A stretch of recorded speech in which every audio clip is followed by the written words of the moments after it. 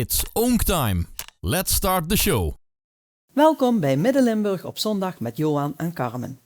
Ja mensen, we gaan met de hond wandelen? Nee, we gaan actief zijn. Doctivity sluit dadelijk aan tafel, want we gaan actief zijn met een frisbee en die honden mogen ze allemaal vangen. En vervolgens gaan we praten met Marjolein van Dijk, een kunstenaar die kunst maakt die niet in woorden te vangen is. Reden genoeg om te blijven kijken. En we sluiten af met MC Rauwkost. Ja, we kennen hem allemaal als die ruige, stoere rapper die heel veel taalkunst in zijn mars heeft. En dat gaat hij nu ook laten zien in zijn nieuwe boek wat hij geschreven heeft. Een kinderboek, De Picnic. Welkom bij Midden-Limburg op zondag. Voor degenen die mij kennen, die weten dat ik altijd met mijn hond wandel. 2 keer per dag, heerlijk. Ja, maar er zijn ook mensen die gaan nog een stapje verder dan wandelen. Het heet Dog Activity. En daarvoor sluiten hier aan Hans, Cindy en Chrissy. Welkom. Welkom. Ja, dankjewel. Doctivity, wat is het precies? Doctivity is een bedrijfsvereniging die de hondensport aan les geven en dan frisbeeën. Voornamelijk, we geven alleen hondenfrisbee. Dus we gaan een stapje verder dan het wandelen. We gaan echt sportief zijn met de hond. Ja, samen. Ja. Samen. En uit hoeveel leden bestaan jullie?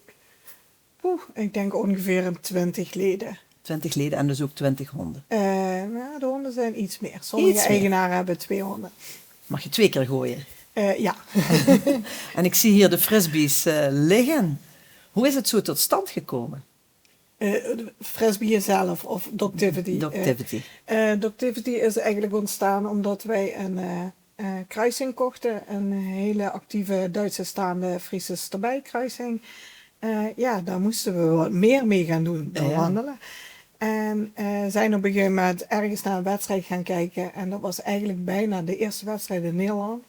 En zijn daar verslaafd geraakt, zal ik maar zeggen. Dus zijn gaan trainen, zijn lessen gaan volgen en daarna wedstrijden gaan doen. Het is niet alleen leuk, het heeft ook een bepaalde functie eigenlijk. Het is ook goed voor honden, heb ik begrepen. En voor de relatie tussen hond en baas. Dus goed voor elke sport, namelijk met z'n tweeën. Dus het is niet dat jij een frisbee gooit en je hond moet maar rennen. Nee, het zijn 2 onderdelen. Je bent zelf ook actief bezig. En zeker door het samen oefenen en bezig te zijn, bouw je een band op met je hond. Wat zijn dan die 2 onderdelen? Je hebt heel veel verschillende formats. Dat maakt het ook nog moeilijk. Maar eigenlijk zijn er 2 onderdelen. Distance gooien en freestyle. En distance is een bepaalde apporteerspel met de frisbee afstand gooien. En freestyle doe je eigenlijk 2 minuten lang een kunstje, een dansje met je hond. Ja, wat voor rol speelt die frisbee dan daarbij? Je moet ze heel veel laten zien. Heel veel verschillende worpen. Onderdelen zoals elementen. Een hond springt over je rug heen, over je been heen. Hij zet af op je been. Dus je doet eigenlijk een show geven 2 minuten lang. Op je eigen muziek. En hoe reageren de honden? Op 2 minuten als ze al daar aankomen? De meeste zijn bloedfanatiek. Dus enthousiast? Ze weten echt wel wat ze gaan doen. Wat er gaat gebeuren. Ja. Als je eenmaal met een spelletje bent begonnen en je hond vindt het superleuk, dan raken ze alleen maar meer actief en meer enthousiast. Top. Het zijn wedstrijden, daar gaan we het straks nog even over hebben. Waar wordt er naar gekeken bij zo'n wedstrijd? Er zitten meestal 4 juryleden. 1 jurylid die kijkt hoe vaak dat jij een frisbee gooit en hoe vaak dat de hond die frisbee vangt. Dan kijkt er een jurylid naar je hond. Hoe actief is je hond? Hoeveel drive heeft je hond? Doet hij het veilig? Vindt hij het superleuk? En dan zit iemand die kijkt hoe werken jullie samen? Naar het geheel. En dan zit iemand die kijkt naar jou alleen en die kijkt hoe jij de frisbee weggooit. Hoeveel frisbees je in je handen hebt. Hoeveel worpen dat je doet. Hoe moeilijk zijn die worpen. Oké, de lat ligt redelijk hoog. Ja. Het is niet zomaar even wat gooien met je frisbee met je hond. Nee. Een uitdaging. Zit Hans Willems, cursist sinds een tijdje. Wat was de reden dat jullie hier aan mee zijn gaan doen? Eigenlijk is het ongeveer hetzelfde verhaal. Wij hadden op een gegeven moment kregen we een Australian Shepherd Border Collie mix. En er werd gekeken, wat gaan we ermee doen? Of mijn vrouw begon ermee en dan ging ze een cursus volgen, puppytraining. En op een gegeven moment een gevorderde training. En toen ga je kijken, wat ga je nou doen? Ja, want dat zijn heel actieve honden die graag werken voor de baas. Ja, die moet je bezighouden. zowel mentaal als ook fysiek Ja. bezighouden. Dus niet alleen maar een fysiek spel, het is mentaal ook. Ja. Door het trainen krijg je op een gegeven moment dat die hond veel moet gaan nadenken, veel in zijn achterhoofd moet houden. Wat gaat er gebeuren als mijn baasje dat teken geeft of mijn baasje zegt dat? Dan volgt er iets. Dus hij moet continu schakelen. Ja. En ja, goed, we hebben ook op een gegeven moment mentrailing geprobeerd, maar dat vond Ellie niet zo mooi, mijn vrouw dan. Dus op een gegeven moment kwamen we bij Cindy en Rosé terecht, met Activity. Ja. En een aantal lesjes heeft zij gevolgd. En op een gegeven moment was zij met haar hond spelen en ik had geen hond. Heb ik 1,5 jaar moeten Aankijken. zaniken. Ah. Ik mocht er wel af en toe mee, ik mocht dan ook mee trainen. Op een gegeven moment werd gezegd van ja, speel je met mijn hond. Ik zeg ja, niet met iemand anders een hond spelen. Ik zeg als ik dat doe, met mijn eigen hond spelen. Ik heb 1,5 jaar moeten een beetje zeuren en zaniken. En dan heb ik dan mijn eigen hond gekregen sinds 2 jaar, of ja, hij wordt binnenkort 2. En nu hebben we onze derde gekregen, dus nu een pupje van 12 weken. Dan gaat zij daar weer mee verder, want die oude is al 6 jaar. Als die nieuwe opgeleid is die oude 8, hij 2, kan hij een wedstrijd beginnen. Ja. Kan de oude af gaan bouwen. Dus je hebt eigenlijk best wel veel ervaring als het gaat om deze training en het spel en de wedstrijden hiermee. Hoe is de band tussen jou en de hond, is die veranderd door dit te doen? Veel intenser. Vertrouwen is heel hoog. Hij moet vertrouwen op dat als hij springt, ik hem vang. Als hij om mij af wil zetten, dat ik daar sta. Dan geen gekke dingen doen. Dus de schijven of de frisbees te hoog gooien. Dat hij moet gaan reiken, dat hij niet fatsoenlijk kan landen. Dus dat het samenspel moet wel Moet kloppen. doorboord zijn, ja, onderbouwd zijn. Want als, ja, wat Cindy zegt, is dat de juryleden, als jij daar 2 worpen doet waar je hond mee crasht. Ja, Dat betekent eigenlijk dat hij valt en dat er ja, niet dat hij gaat. de achterpoten of zijdelings neervalt. Dat het dus niet safe voor de hond is. Ja, Dan word je best op het matje geroepen. want die honden hebben natuurlijk een enorme snelheid als ze zo'n ding uit de lucht willen pakken. Ja, als een beer met een frisbee de lucht in gaat, ze zien niks, hè? Ze zien alleen de frisbee, dus ze Ja. gaan vol. Ja. En als dan hetgene niet goed voorbereid is of niet goed gegooid is, dan kunnen er gekke dingen gebeuren. En dat willen we dus voorkomen. Ja, Ja. absoluut. Daarvoor dat veel trainen, vertrouwen opbouwen. Mooi. Ja. Chrissy, we hebben hier nog een cursist, welkom. Ja. Hoe lang doe jij dit al? Ik ben nu 3 jaar ongeveer lid van Dogtivity. Dus ja, we zijn ook al 3 jaar bezig met trainen en oefenen. Ja, Wat voor hond heb je?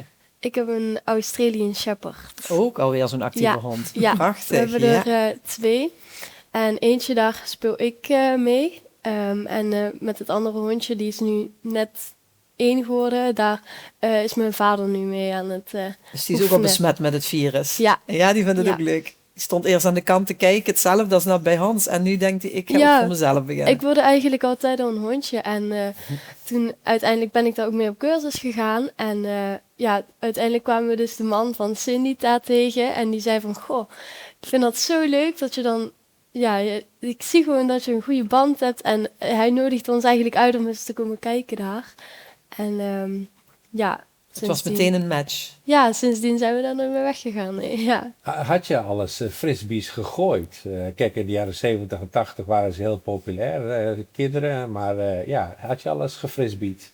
Ja, heel af en toe of zo, als we op de camping dan waren. En dan deden we dat wel eens. Maar nee, ik ben er nooit echt heel veel mee bezig geweest of zo, dat niet. En hoe is het nu? Want je traint met de hond een aantal uren in de week. Ja.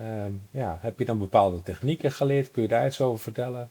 Ja, zeker. Ik zit elke maandagavond ga ik naar de training. En dan leren we dus allemaal verschillende worpen aan en technieken. En want dat moet je allemaal op een verschillende manier natuurlijk gooien. Dus dan ben je daar ook wel vaker mee aan het oefenen, ja. Omdat je gewoon zoveel variaties hebt. En dan wil je dat ook in je routine verwerken. En dan kan je zo oefenen tot een mooie routine te komen. En dan... En de routine is dan eigenlijk een opeenvolging van dingen die je dan doet samen met de hond. En die je dan ook op wedstrijden doet? Of hoeft dat niet per se? Jawel, dat heet dus freestyle. En dat is zeg maar een soort dansje wat je doet met je hond. En waarbij die ook allemaal trucjes doet. Op muziek is dat, 2 minuten lang. En dan ga je gewoon allemaal verschillende worpen doen. En dan, ja, Ja, dus dat moet je wel natuurlijk van tevoren hebben geoefend. Ja. Komt de hond nou ook wel eens in huis de frisbee naar jou toe brengen van ik wil graag? Nou, we hebben de frisbees opgeborgen thuis, want anders dan, Kan die constant? dan zullen we die kapot kauwen. En ja. dan zouden ze die zeker wel pakken, inderdaad. Ja, Ja, moet ook de kaken en de tanden een beetje om. ja. Mooi. Doe je ook mee aan wedstrijden? Ja, zeker. We hebben eerst nog 26 april een wedstrijd waar ik aan meedoe, de Activity Cup van ons. En verder doe ik wel wedstrijden, maar ze zijn verspreid in Nederland en sommige zelfs in het buitenland. De verste wedstrijd die ik gedaan heb was in Zwitserland, volgens mij. Zo. Dus Je ik komt ga nog wel- eens ergens met je hond. Ja, Leuk. Oké. Ja. Sinds die wedstrijd 26 april in Echt is dat. Kun je tot slot daar nog kort iets over vertellen? Hoeveel mensen doen eraan mee?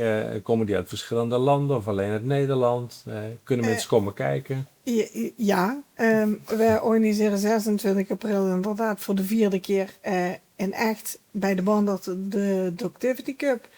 We hebben nu ongeveer 150 deelnemers. Dus uit eigenlijk heel Europa, Zwitserland, Duitsland, België, Oostenrijk. Dus en zeker zijn toeschouwers welkom.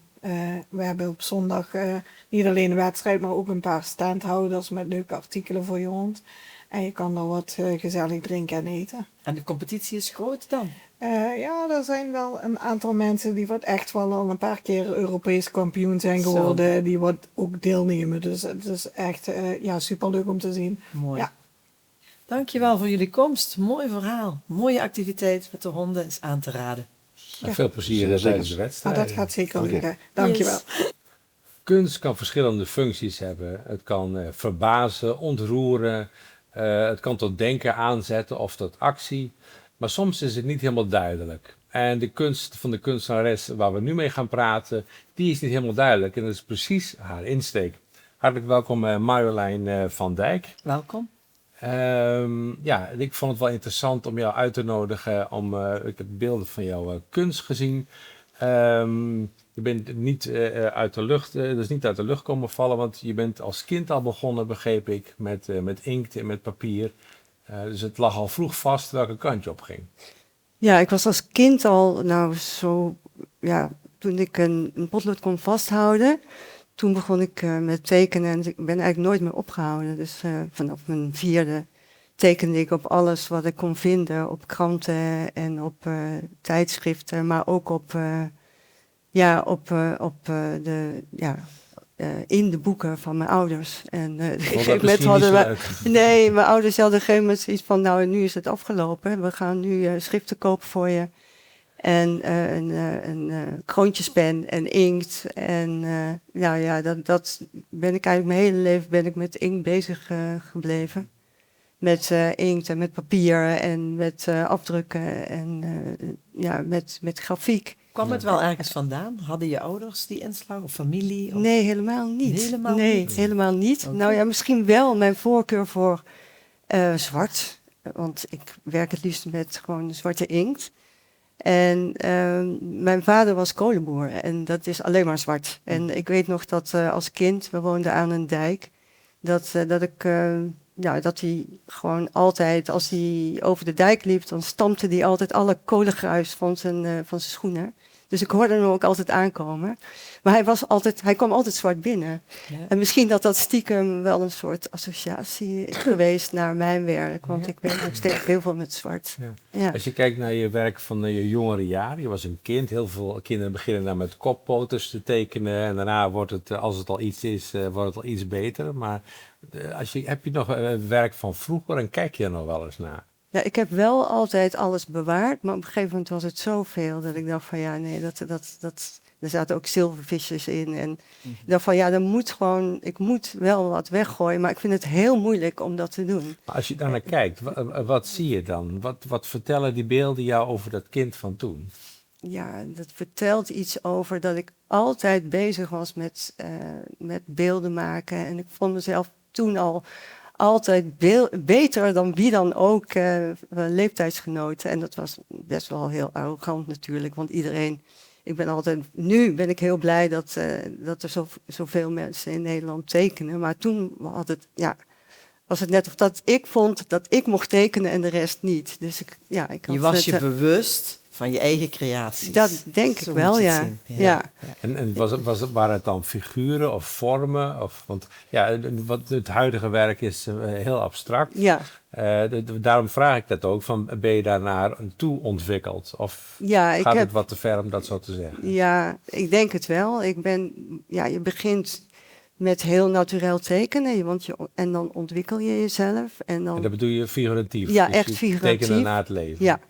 En op een gegeven moment dan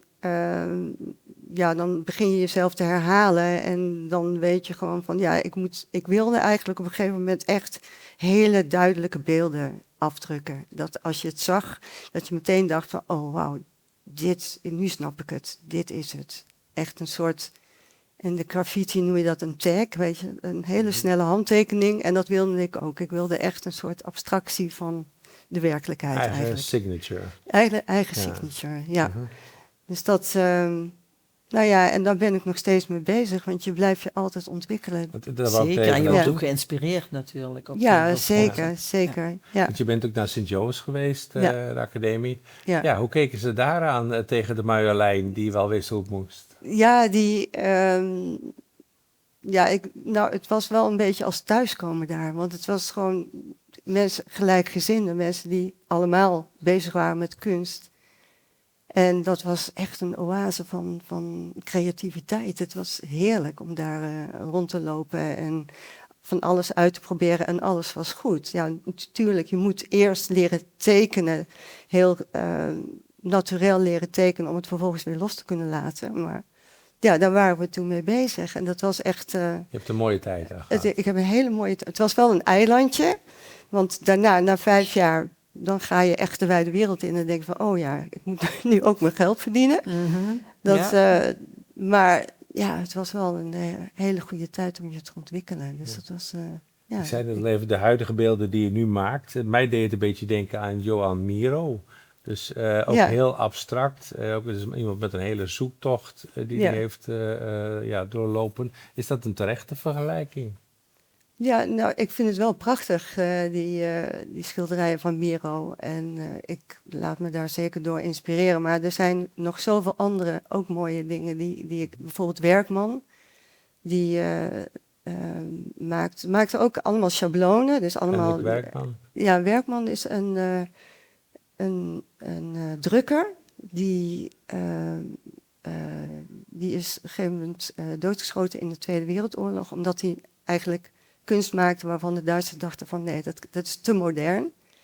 Maar Werkman, dat was een drukker die op een gegeven moment echt zijn hele eigen wereld creëerde. Dus niet alleen maar met letters bezig was, maar ook met steeds meer een poëtische kant van het drukken liet zien. En die heeft hele mooie dingen gemaakt. Echt heel bijzonder. Dat is denk ik wel een mooie term, de poëtische kant van het drukken. Dat is misschien bij jou ook wel van toepassing. Nou, ik probeer eigenlijk want sommige beelden van mij die zijn best wel heel scherp. Er zit geen enkele poëzie bij, maar ik probeer toch ook een soort, met kleur toch een soort poëzie te maken, te creëren. Ja. Dus ik probeer het alle twee. Ik probeer het echt heel duidelijk en direct, maar ik probeer ook een beetje poëzie erin te krijgen. Op je site schrijf je, het gaat om dat ik het tere, het verstilde of juist het krachtige, dat wat je niet in woorden kunt vangen, wilt uitdrukken. Ja, dat klopt. Ja. Dus ik probeer echt... het is soms heel moeilijk om iets wat je... een gevoel of iets wat in je zit, om dat op papier te krijgen. En aldoende verandert het ook steeds. Dus het is heel... het is gewoon... Het is echt het moment waarop je het maakt. En het is...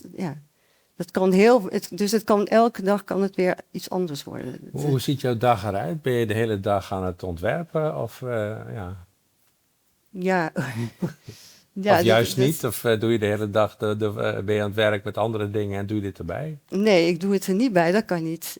Ik kan niet zeggen van ik ga even een uurtje in mijn atelier zitten en nu ga ik iets maken. Het is vooral heel veel maken en heel veel weggooien. Dus ik maak heel veel en ik werk vrij intuïtief. Ik maak schetsen en dan begin ik. Maar ja, hoe begin ik? Kopje koffie, dan naar boven en dan gewoon lekker aan de slag. En heel veel maken en ook heel veel En is het weggooien. dan stil of heb je de Ja, muziek stil. aan? Ja, ik werk in stilte. Ja. Ik werk altijd alleen, het liefst alleen. En dan ja, op een gegeven moment is het echt wel een chaos om me heen. Want overal liggen schablonen. En soms dan loop ik op een schabloon en dan sta ik erop. En dan staat de hele vloer is vol met afdrukken, omdat ik erop gelopen heb. Maar ja, ik ben er eigenlijk wel de hele dag mee bezig. En dan, ja, op een gegeven moment dan heb ik één ding wat ik denk van, ja, dit is goed. En de rest kan dan weg. Dus dat is... Het levert in ieder geval hele mooie werk op.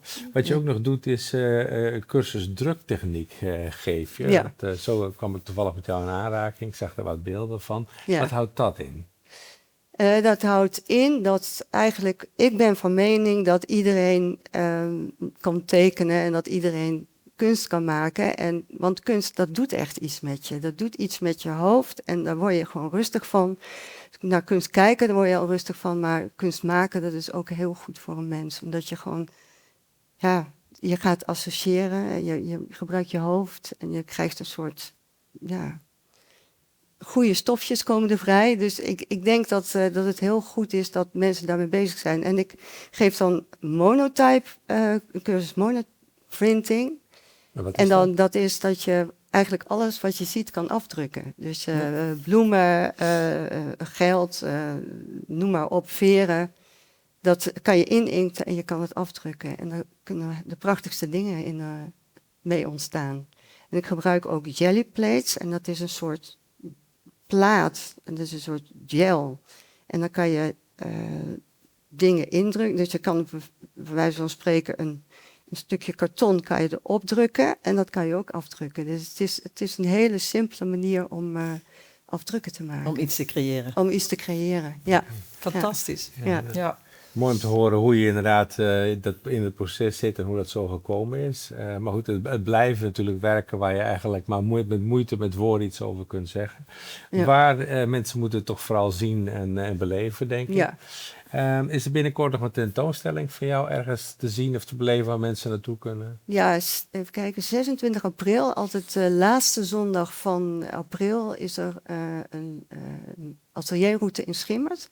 Dat heet Rondje Watertoren. En dan zijn er meer dan 30 punten waar je kunst kan kijken. Er doen meer dan 70 kunstenaars aan mee. En ja, het is echt een hele mooie route.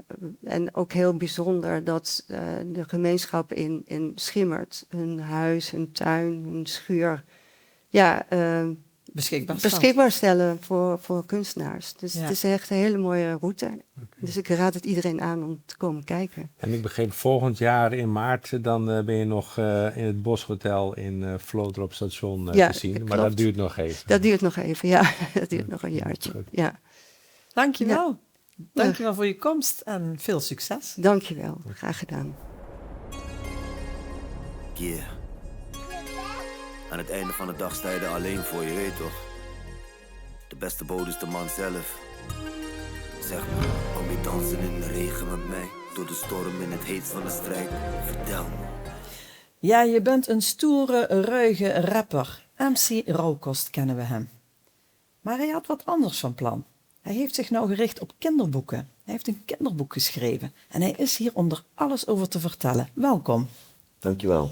Dank je. Ja, want wie ben je in het echte leven, zeg maar? Wat doe jij? In het echte leven ben ik trotse vader. Onder andere Ja. van Genoa die naast me zit. En van Alia en Elijah. Ja, En een trotse zoon van mijn ouders. Die mij, Fantastisch. ja, een hele trotse romondenaar. ja. En hoe lang rap jij al? Ik ben vanaf mijn 8e begonnen met dichten. Ja. En dat komt eigenlijk door middel van het overlijden van mijn oom. Die is toen overleden aan de vervelende ziekte, kanker. En hij had toen een brief achtergelaten aan mijn nabestaanden. En het heeft me als kleine jochie van, hoe oud was ik ongeveer? Ik denk 8, 9 ongeveer zijn leeftijd. Het heeft mij zo gepakt dat ik toch begon met het dichten. En mijn broer die was ook een dichter en zodoende is het toch met het dichten eigenlijk begonnen. Ja, met taalkunst. Ja. Ja. Ja. En wat moeten wij ons daarbij voorstellen? Eigenlijk wat recht uit je hart komt, zo dicht mogelijk bij jezelf blijven. En echt alles. Ik schreef over de natuur, mijn liefde voor de natuur, mijn liefde voor muziek. Mijn broer was ook een hele grote voorbeeld voor mij, ook mijn zus natuurlijk, maar mijn broer was ja, toch wel, en dat uitte zich ook en dat ik het wou vastleggen op een of andere manier. Ja.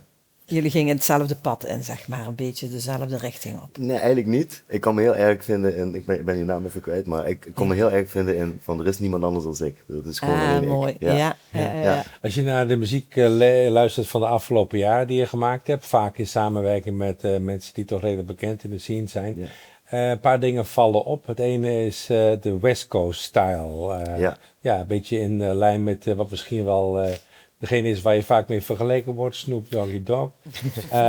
Qua uiterlijk inderdaad. Ja, ook, qua uiterlijk. Vaak, ja.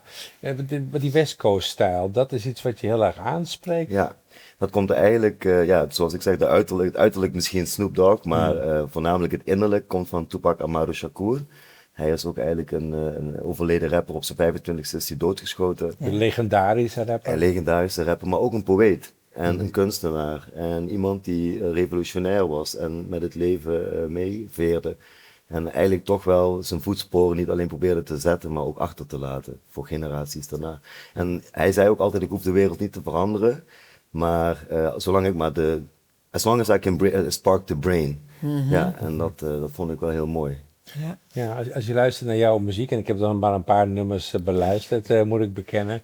Dan zijn een paar, er zijn heel verschillend. Laten we daar eens mee beginnen. Sommige zijn echt een beetje van die gangster rap. En zo praat je dan ook, en zo doe je dan ook. En ja, bang bang, het gaat over pistolen en drugs en weet ik veel wat. Hoe zit je daarin? Is dat iets wat erbij hoort? Dit is eigenlijk voor mij vanuit huis uit ben ik eigenlijk opgegroeid met verschillende genres. Dus niet alleen hip-hop of gangster West Coast. Ik kom er zo op terug. Maar voornamelijk ook Nirvana, Guns N' Roses, reggae was heel erg geliefd in ons huis. Hindoestaanse muziek, volksmuziek, Nederlandstalige muziek, André Hazes, Mozart. En ga zo maar door. En, heel breed scala. Heel breed. Ja. Maar de West Coast, voornamelijk wat ik ook mooi vond, en dat heb ik ook overgenomen van Tupac eigenlijk, dat is niet dat ik het leefde. Ik ben geen gangster in de zin van om mensen neer te schieten of dood te maken of pijn te doen of te kwetsen überhaupt. Maar wel het reporten zeg maar van wat ik meemaak en wat ik zie. En een stem zijn of een spreekbuis proberen te vormen voor mensen die geen stem hebben. Ja, maar die ene keer ook al een beetje. Je bent volgens mij gewoon een hele lieve jongen. En je staat daar te rappen dat je denkt met zo'n groep eromheen, heel mooi ook die beelden in de mond, oude auto's, dat ziet er echt fantastisch uit. Dan denk ik, ja, maar je wilt ook authentiek en echt zijn. Hoe ruim je dat voor jezelf?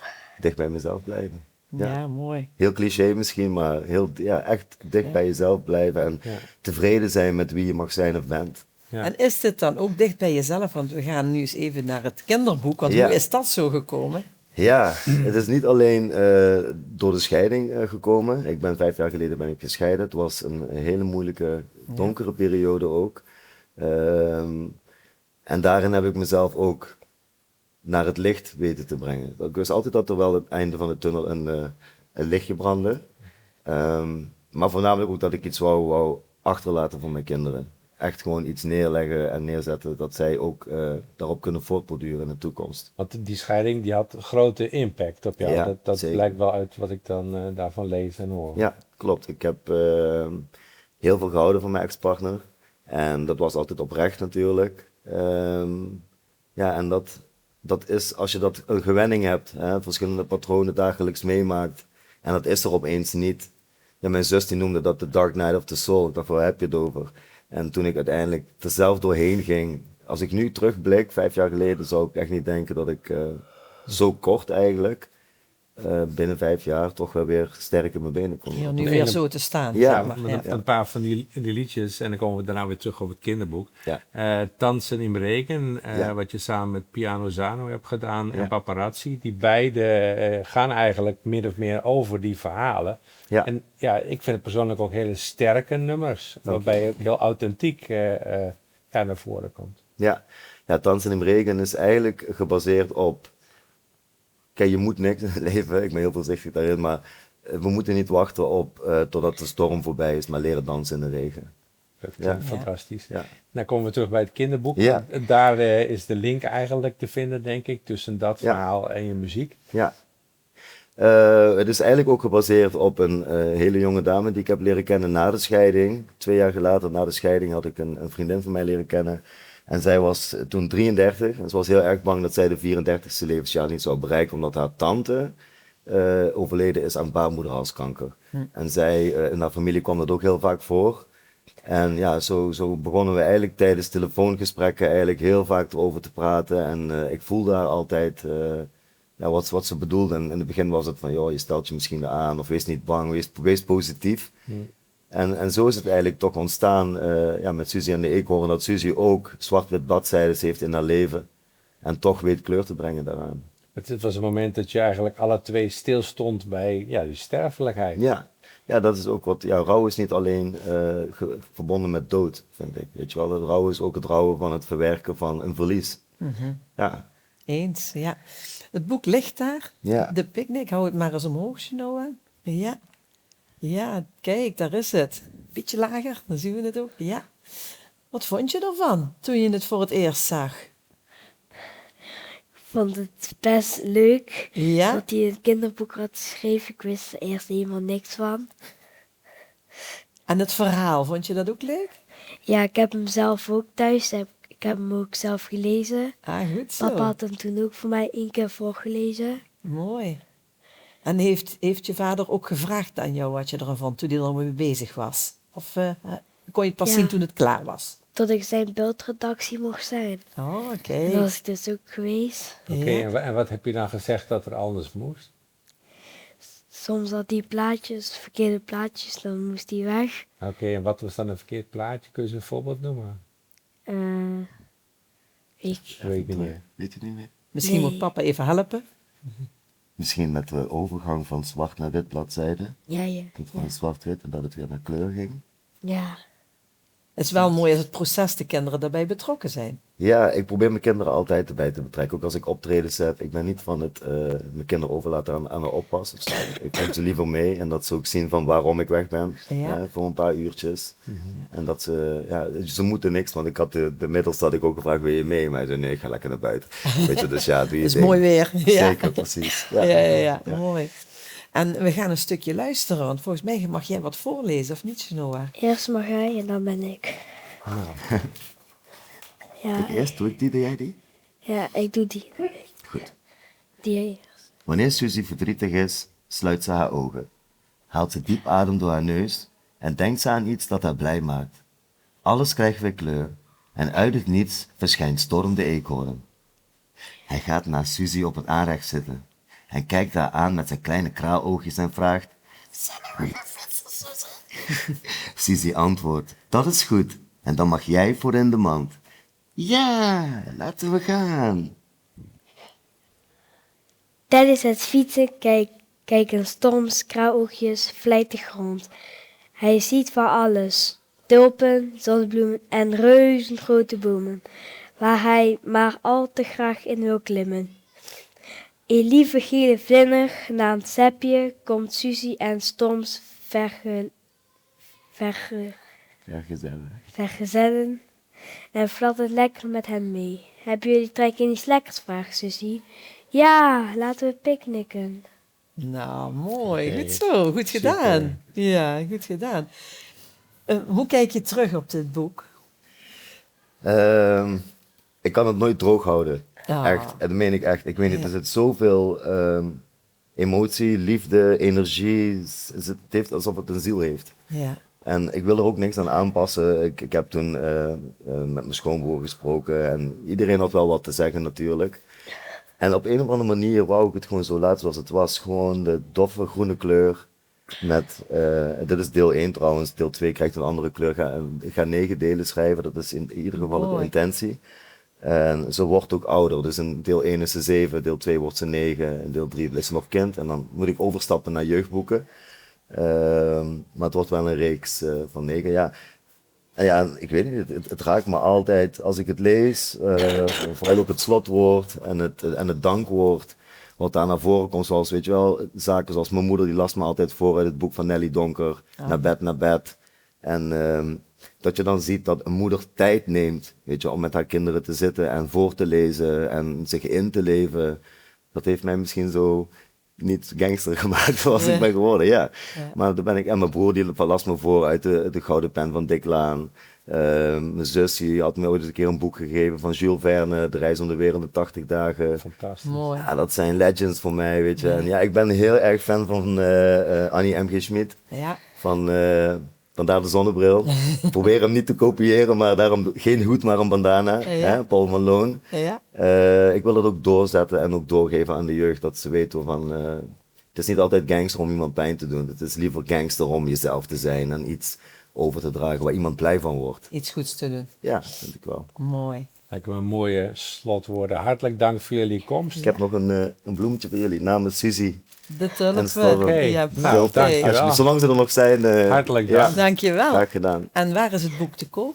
Je kan hem overal bestellen online. Hij is niet fysiek verkrijgbaar. Hij was een tijdje fysiek verkrijgbaar bij de Read Shop in Roermond. Oké. Ook dankjewel naar Bart Knoops. Mag ik nog iemand bedanken? Zeker. De mevrouw die mijn haren altijd doet, Fiorella, hier bij Fio, ik heb haar dat beloofd. Dus bij deze. Ja, het boek is overal verkrijgbaar. Je kan het bij de Bruna krijgen, de Read Shop, boekenbestellen.nl. Ikzelf, het is een non-profit, dus ik ga er ook geen cent van in mijn zakken steken. Ik wil het ook niet. Wat ik wel ga doen met het geld is een beetje afgekeken van Fiep Westendorp. En dat is als je zo'n... dit is dan niet van mij, maar dat is van Fiep. Ja, Hè? Als je ja. zo eentje haalt, dan gaat er €1 naar de Oranje Fonds. Nou, ik wil niet alleen het geld doneren, maar ik wil gratis voorleesmomenten geven.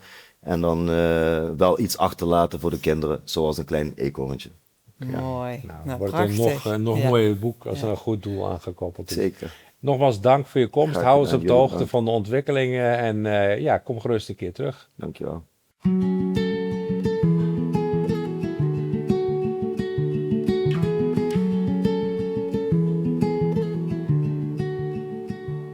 Wanneer de lucht grijs en zwaar lijkt te zijn en ik voel me alleen, zo klein. De bomen fluisteren zacht mijn naam. Storm, mijn vriend, houd me niet kalm maar warm. Kleuren komen, kleuren gaan, in mijn hoofd een regenboogbaan. Storm en ik, we vliegen vrij, mijn wereld leeft door fantasie. De eekhoorn wijst naar een gouden plek, een picknick vol dromen, niets houdt me tegen. Met elke hap verdwijnt mijn verdriet, de wereld zingt weer en ik zing mee. Kleuren komen, kleuren gaan, in mijn hoofd een regenboogbaan. Storm en ik, we vliegen vrij, mijn wereld leeft door fantasie. Kleuren komen, kleuren gaan, in mijn hoofd een regenboogbaan. Storm en ik, we vliegen vrij, mijn wereld leeft door fantasie. Het liedje fluistert in de wind. Suzy, onthoud wie je bent, mijn kind. Met storm aan mijn zij, een glimlach groot. Ik vind de kracht, ik draag haar boodschap voort. Kleuren komen, kleuren gaan, in mijn hoofd een regenboogbaan. Storm en ik, we vliegen vrij, mijn wereld leeft door fantasie. Kleuren komen, kleuren gaan, in mijn hoofd een regenboogbaan. Storm en ik, we vliegen vrij, mijn wereld leeft door fantasie.